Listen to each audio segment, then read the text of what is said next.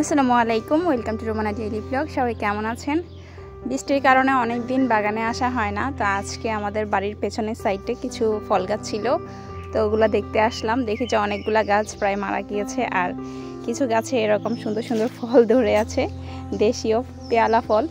আমাদের নোয়াখালীতে এই ফলের নাম হচ্ছে পেয়ালা, সবাই পেয়ালা বলেই ডাকে। আর অন্যান্য জায়গায় হয়তো বা কেউ টিপা ফল বলে।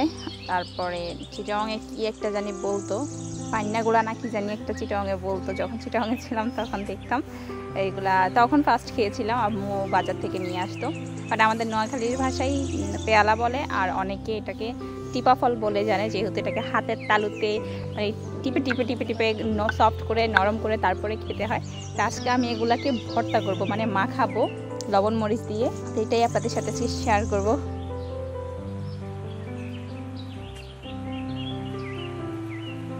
এটা কিন্তু মানে মিষ্টি, এই ফলটা আসলে আপনি মাখাই খাওয়া চাইতে যখন পেকে যাবে তখন মাখাই খেলে মজা নাই, যেটা আমি বুঝতে পারছি। এটা কাঁচা অবস্থায় মাখাই খেলে মজা, কিছু আছে কাঁচা কাঁচা একদম কাঁচা হয়, ওগুলাই মাখাই খেতে মজা। আর এরকম পাকা হয়ে গেলে একদম গাছ পাকা, সেগুলোকে আপনি মাখাই খেয়ে মজা পাবেন না, কারণ এগুলো মিষ্টি।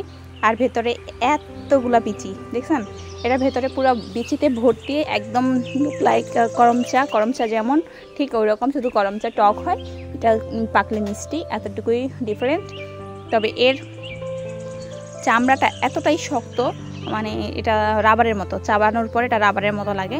তো এটা অনেকে চামড়াটা ফেলে দিয়েই খায়। আমি আজকে চামড়া সহ নিয়েছিলাম যে দেখি কেমন লাগে এটা খেতে। দেখলাম যে চামড়াটা অনেকটাই কষকষ, বাট ভেতরের যে ভেতরের আবরণটা অনেকটাই মজা, মিষ্টি।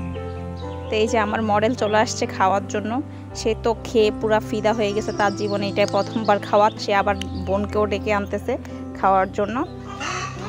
খাও যা।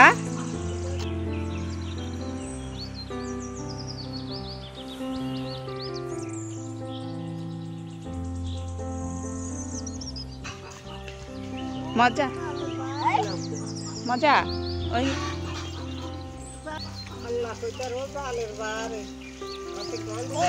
হ্যাঁ আর নাই আসে, তুমি খাও।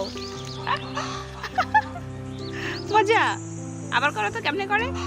ওর এক্সপ্রেশন দেখেই তো বোঝা যাচ্ছে ওর কাছে কেমন লাগছে। ওর কাছে অনেকটাই মজা লেগেছে এটা।